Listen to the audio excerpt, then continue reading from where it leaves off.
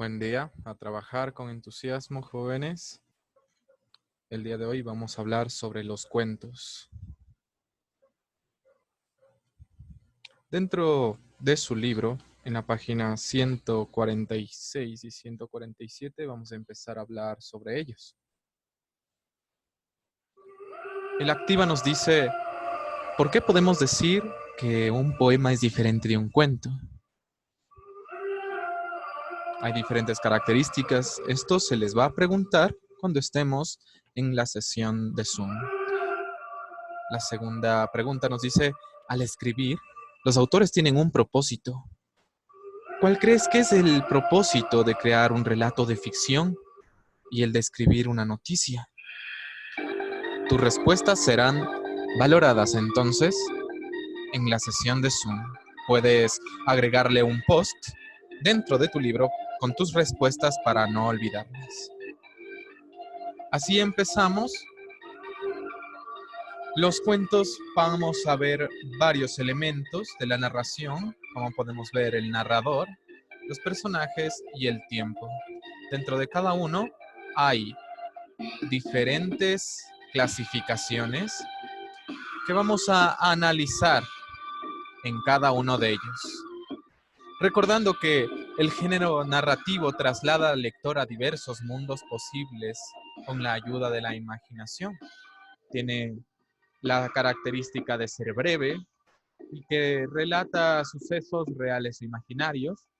Siempre los elementos giran alrededor de los personajes y sus acciones. Tiene descripciones precisas por ser breve. Existen tiempos y espacios determinados en los que los personajes actúan. Y siempre la finalidad de los cuentos es el placer y el disfrute del lector, pero teniendo en cuenta una intención. Aquí aprenderemos una palabra nueva, diégesis. Diégesis significa narración. Cuando alguien narra, cuando alguien cuenta algo, podemos decir que está haciendo diégesis. Así vamos al primer elemento de la narración que tiene que ver con el narrador. Ya habíamos hecho ejercicios sobre esto en el aula, ¿no? Vamos a ver el primero, el narrador omnisciente. Este narrador, recuerden que es una especie de voz dentro de la cabeza al momento de una lectura silenciosa.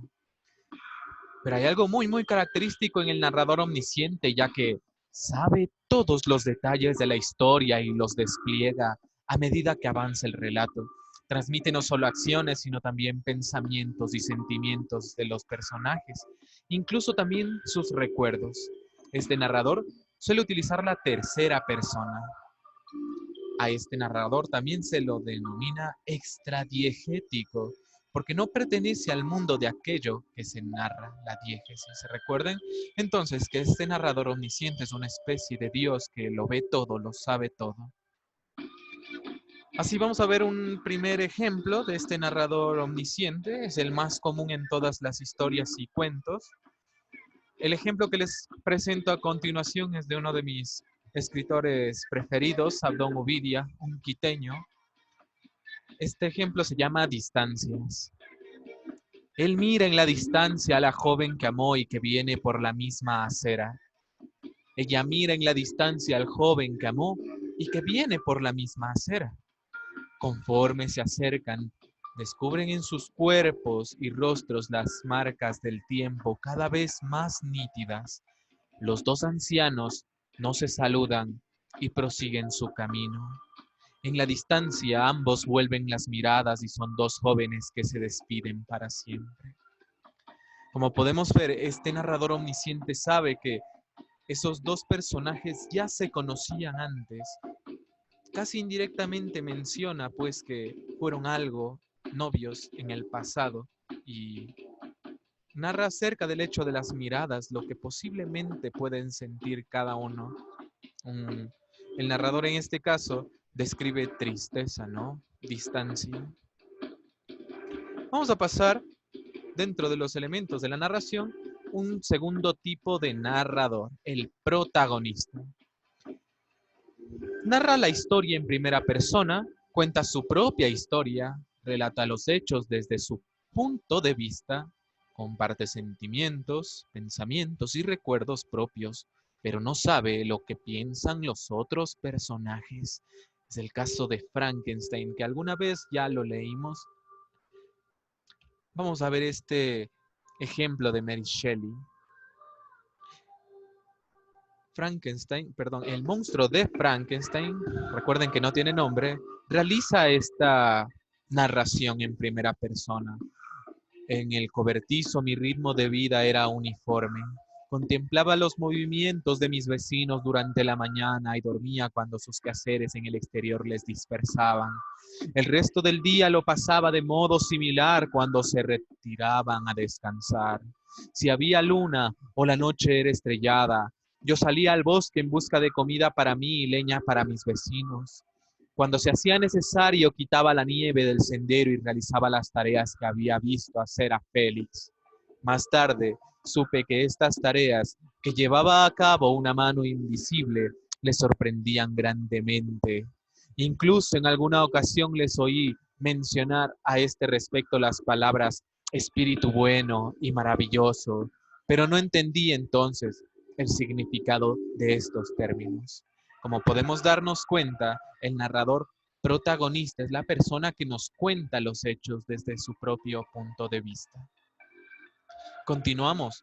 Dentro de los elementos de la narración, el último tipo de narrador es el testigo. Nos dice que narra lo que observó y lo que le contaron. Puede incluir suposiciones sobre lo que otros personajes sienten o piensan, pero no son certezas. Suele utilizar la tercera persona y ocasionalmente la primera persona. Esta leyenda dentro de la cultura ecuatoriana, vamos a ver, que se titula José y la Llorona de Juan Ortiz. Quiero que se fijen que en este caso el protagonista está relatándonos los hechos de otra persona, de otro personaje. Nos dice, cuando vi a José correr aquella madrugada, mis ojos no daban crédito a lo que veían, mis oídos a lo que oían. Él estaba notablemente borracho, a lo lejos pude notarlo como se tambaleaba y por el sonido peculiar de sus gritos mal articulados. El pobre muchacho no tenía camisa y tenía unas extrañas marcas de arañazos en el cuerpo. Yo ya despierto por la bulla que él hacía, ya manera de caridad para ayudarlo, porque lo conocía de niño, salí a socorrerlo. Me le paré enfrente y detuve su inestable andar con mis manos y mi cuerpo. Yo soy notablemente más grande que él. Él no dejaba de gritar. La Llorona me persigue, auxilio, auxilio. Cálmate, hombre, le repetí 3 veces, pero no me hacía caso. Ya harto de la situación, le di una cachetada que permitió que entrara en razón. Pasados 5 minutos me empezó a contar todo lo ocurrido. Yo pude no haberle creído, pero 10 minutos después de que empezó a decir su historia, un espectro vestido de novia se acercaba a nosotros, gritando sus lamentos justo desde el lugar de donde José venía corriendo. A mí me tocó salir corriendo también. Nos damos cuenta entonces que dentro de este protagonista testigo nos dice cómo vio correr a su compañero llamado José, cómo estaba él vestido, cómo estaba maltrecho y arañado. Este es el último tipo de narrador. Recuerden, son 3, protagonista, omnisciente y testigo. Vamos a ver otros elementos de la narración, en este caso los personajes, que también se subdividen en 3. El primero es el protagonista. Toda la trama y características de la narración giran en torno a ellos. Participan siempre en primer plano y sobresalen con todas las acciones para resolver un conflicto o problema. Siempre los personajes protagonistas deben resolver algún problema, algún conflicto. Esa va a ser su razón de ser dentro de la historia. Y la mayor parte de las veces, tanto en libros como en películas, vamos a darnos cuenta que el protagonista aparece en la portada, es el que tiene mayor jerarquía ante los demás personajes y también es fácil reconocerlo porque a veces su nombre se encuentra en la portada, ¿no? Vamos a ver otro elemento de la narración es el personaje antagonista. Su razón de ser es obstaculizar al protagonista, es decir, bloquear mediante diferentes recursos el destino o meta del protagonista. Es decir, si es que el protagonista quiere cumplir una meta, un deseo, el antagonista es quien va a obstaculizar su camino, su meta. Él es quien va a decidir parte de su destino. Y como vimos en Harry Potter, si es el protagonista, ¿cuál va a ser el antagonista? Si dijeron Voldemort, correcto. Vamos así a pasar al último personaje, que es el secundario. Recuerden que ellos se encuentran dentro de la narración, pero de manera superficial o pasajera, casi no se les nota mucho y en algunos casos suelen ayudar u oponerse también al protagonista. Como podemos ver, dentro de la saga de Harry Potter también hay varios personajes que no tuvieron mucha participación, ¿no? El caso del tío Pelucas, digo, Hagrid, ¿no? También vamos a hablar dentro de los elementos de la narración, el tiempo. Existen dos clases de tiempo. El primero es el externo, conocido también como histórico. Es la época o momento en que se sitúa la narración. Puede ser explícito o deducirse del ambiente, personajes, costumbres, etc. Es decir, que dentro de un mismo libro ya te van a mencionar en qué época histórica está comenzando esta narración, esa historia. Muchas veces no, y a veces toca pues por medio del ambiente, es decir, las casas, cómo están construidas, la arquitectura, los personajes, cómo están vestidos, o así las costumbres que han dejado de hacerse, nos van a decir en qué tiempo podría situarse la historia. Es el caso de Alicia en el País de las Maravillas. Ustedes van a darse cuenta que los trajes, las costumbres que se realizan son propias de la época. En este caso, esta novela de fantasía escrita por el matemático, lógico y fotógrafo escritor británico Charles Ludwig Dunstan, bajo el seudónimo de Lewis Carroll, lo publicó en 1865, es decir, esta historia fue ambientada en 1865. De ahí podemos ver sus costumbres, su vestimenta. Y la segunda clasificación del tiempo es el interno. Es el tiempo que duran los acontecimientos narrados en la historia. Puede ser toda una vida o varios días, así como horas o segundos. Por ejemplo, un libro muy especial que denota este tiempo interno es el libro de las 1001 noches. Se comenta que para evitar la muerte de una persona, se le cuenta la historia a un sultán, a un rey muy poderoso. Para evitar que se mate a alguien, se le cuenta una noche tras otra noche una historia totalmente diferente, con diferentes personajes, de tal manera que se evita esa muerte durante 1001 noches. Pero no quiere decir que el escritor en este caso pasó 1001 noches escribiendo el libro, ¿no? Es diferente. Nos damos cuenta entonces que ya hemos revisado dentro del narrador el omnisciente, el protagonista y el testigo, dentro de los personajes, el protagonista, el antagonista y los secundarios, y el tiempo, el externo y el interno. Ahora, te voy a pedir que en todo este tiempo que has pasado observando el video, consultes también ejemplos, recuerdes alguna película, algún libro en los que puedas tomar de ejemplo cada uno de estos elementos. Vamos a pasar a otro subtema. La estructura de la narración la habíamos tratado desde que nos conocemos, ¿cierto? Habíamos hablado que siempre hay un inicio, un planteamiento o una situación inicial, siempre va a haber un nudo o un conflicto, aquí se van a presentar los problemas y finalmente vamos a ver un desenlace o una situación final. Es la resolución, ¿no? De cómo se dan las cosas.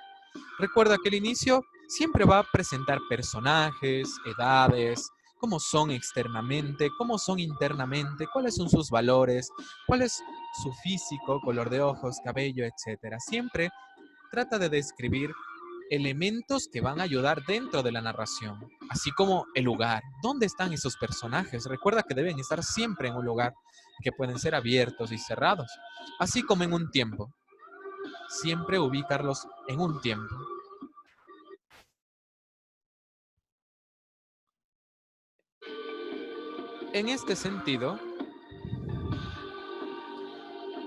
En este sentido, vamos a darnos cuenta que el nudo va a presentar el conflicto. Y hay dos maneras de presentar el conflicto según nuestro libro de texto en la página 147.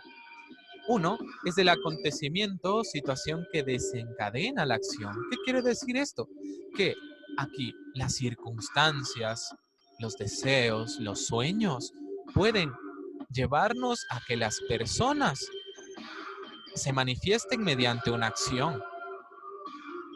Pero hay otra manera de presentar un conflicto, simplemente con acciones desencadenadas.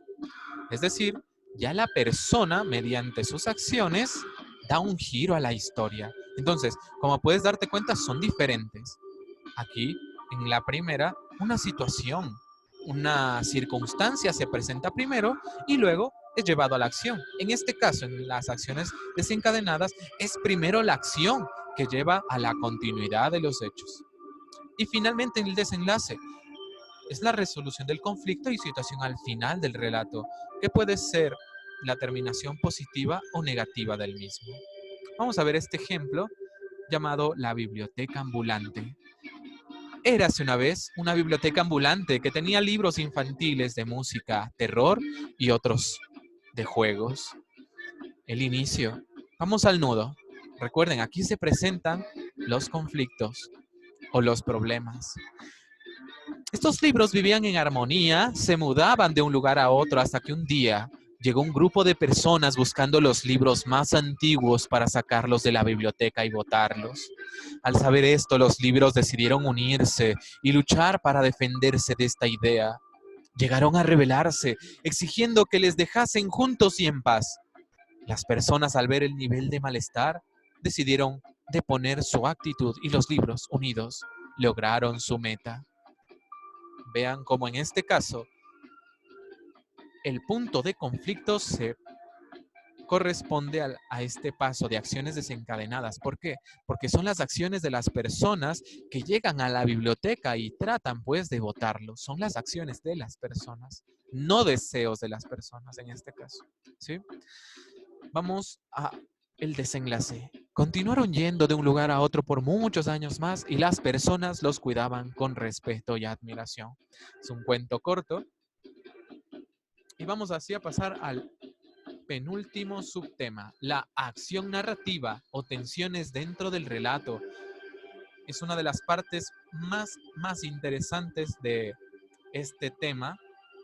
Se van a tratar a manera de técnicas de la acción narrativa. Estas técnicas nos van a ayudar a desarrollar la historia.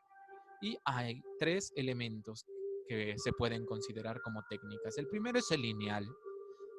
Nos dice que es un orden cronológico de la historia, no permite saltos inesperados en la historia.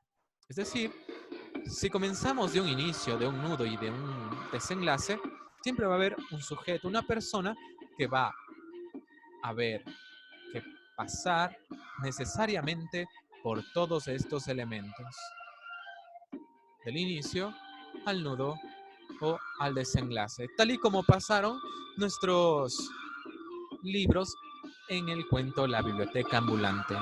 Estaban contentos dentro de sus libreros, pero ¿cuál era el nudo? Llegan las personas y tratan de votarlos, y luego al final el desenlace. Son tratados con respeto y los dejan estar donde ellos querían. Recuerda, esta es una acción narrativa lineal. Vamos a ver otra técnica que es también una de las más interesantes, que tiene que ver con la analepsis. Quiere decir que es una alteración de los hechos. Expone el pasado del personaje hasta llevarlo al presente.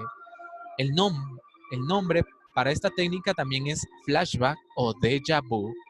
El déjà vu estoy seguro que alguna vez lo has escuchado. Es como cuando tienes un lapso de memoria y dices, esto ya me pasó antes. Eso es prácticamente la analepsis. cuando una persona se encuentra en el presente y en ese presente puede recordar su pasado, puede tener memorias o pensamientos del pasado y contarlos dentro del texto. Aquí te dejo unos 2 enlaces para que veas ejemplos en video. Vamos a pasar entonces al último elemento de la acción narrativa.